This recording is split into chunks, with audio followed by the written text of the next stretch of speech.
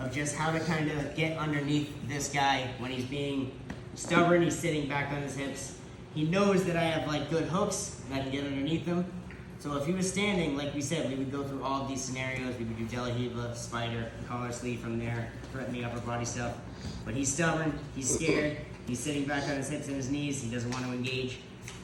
And we kind of meet him at that. So we're trying to maneuver this guy around. You went straight from the beginning. We're just gonna do like 1 or 2 reps of the things. And then if people have questions, we'll just go through there. So we're just doing this, we're keeping him here, he's spread out. Go through our successful butterfly sweep. And again, this is gonna be chopped up and I'll be able to send individually things, files, and like video. I'll probably just upload it to YouTube. You'll be able to watch the moves.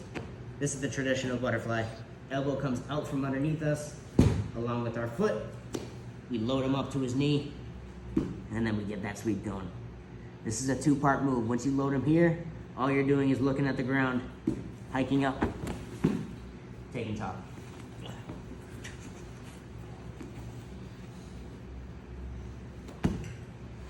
Boom, boom, boom.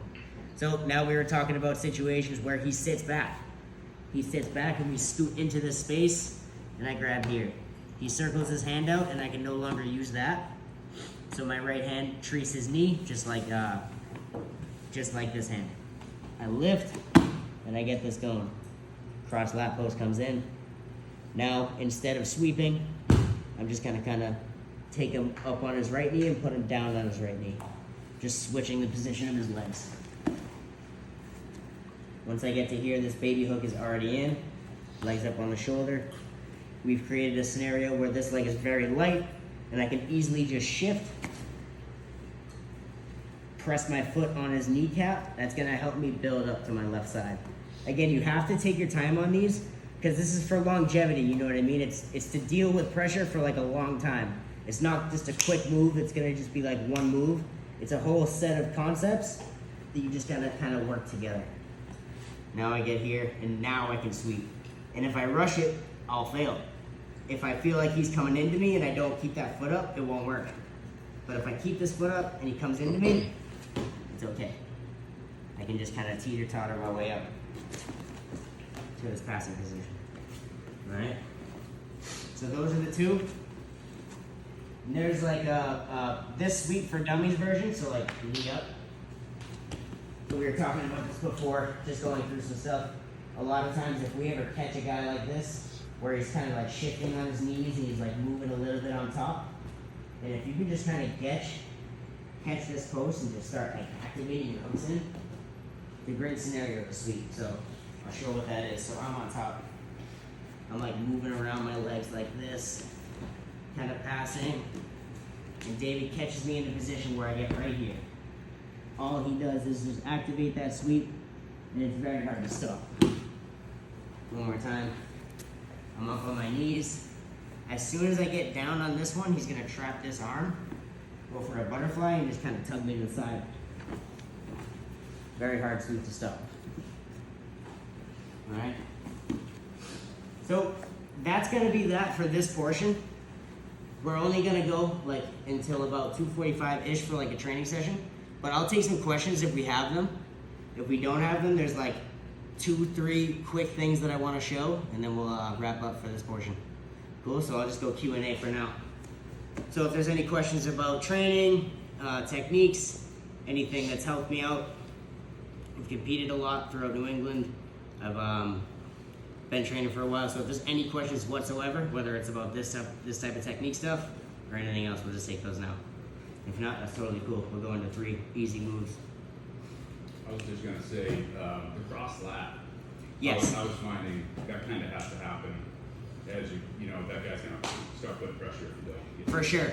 For sure. So cross lap posting is one of the most important things when you're trying to go for leg entanglements, because once we get leg entanglements, when we're here and he's on one knee, if I'm not able to direct him out like this, he's going to easily be able to strip our hooks and face us with his chest.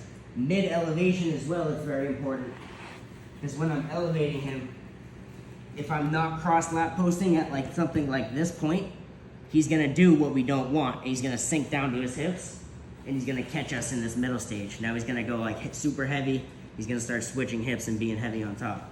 So whenever we elevate from here, I need to get my cross lat in as his hands get to the mat. So this has to happen. This will help me pick a side. Now his weight's over there, right where my knees can like deal with it. So if we elevate with no cross lat post, go back, like all the way back. He's on his knees, I elevate with no cross lat. I try to get to one side, yeah, and it's not gonna work. He's either gonna crush me or the position's just not available. One more. You want me to try to crush you? Yeah. From here, cross lat. And my hand can go pinky up. This is a small detail that a couple guys have taught me before. Left, right hand pinky up. Forward now. Go now. His head. And this. And my knees protect me. And right now, this leg is very heavy. This whole class was about getting this leg to be light. So I'm just gonna try to get to this position and scoot him out. I can keep my hook in and finish. Alright. So that's that portion. Let me just go through two small things that if you don't forget, you're gonna statistically hit this and you're gonna thank me for it. So it's not me, it's Gordon Ryan, it's his positions, he's in single AX when you're standing. So on your back. Yep. Alright. So we're on our feet and we're in a position like this. His foot is hooking my far hamstring. He's going knee heel connection. And we're here. So when the guy is standing, this foot needs to go to the top of the toes. This needs to go to the inside of his leg. And we're just gonna connect his heel to his butt. Once we strip this off, if I were to do a cyborg back step, it wouldn't work unless I had this handed. So from here, if I try to back step my leg, his foot's gonna follow me every time. So if I were to go like really aggressively and try to back step like this, all I'm gonna do is put myself in more danger. So all I would do is put myself in a position where he can now get underneath me, get up on top, go back to X, go to single. But if you place a second hook in, your hand on top, go back, you should be good. One, and then two.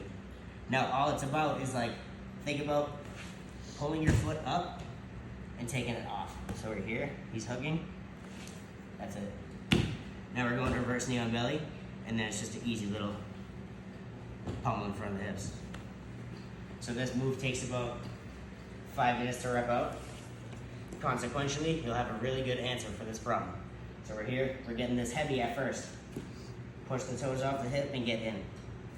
So this hand is a reverse grip. If it's here, it's just not gonna like tug his foot to his heel as much. Or sorry, his heel to his butt. You want it like this. I throw that off and now his hips are not attached. This foot's still hooking. That's it. Cool. So we're here.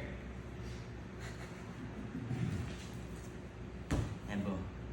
There's a point where you think like you might lose your balance. You just gotta turn your knee in. So you're grabbing, you just gotta turn this knee inside. Pull it that way, and then you're there. Cool.